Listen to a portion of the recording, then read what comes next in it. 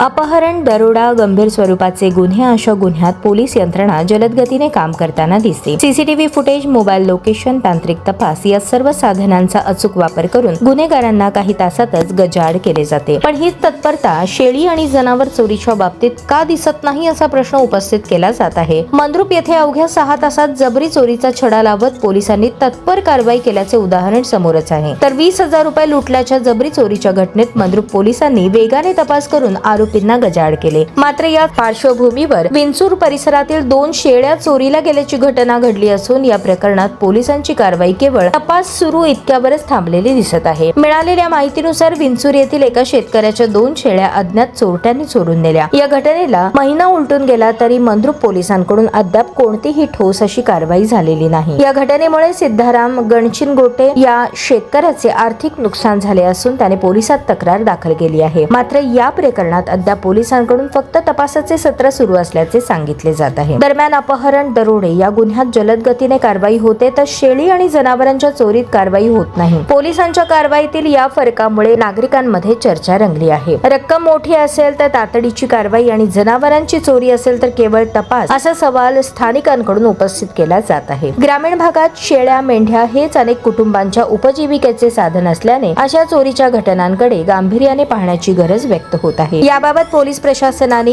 स्पष्टीकरण देत दोन्ही प्रकरणांचा तपास सुरू असून आरोपींना लवकरच कारवाई करण्यात येईल असे सांगितले. तरीही विंचूर परिसरातील नागरिकांनी या प्रकरणात तातडीने कारवाई करण्याची मागणी केली आहे.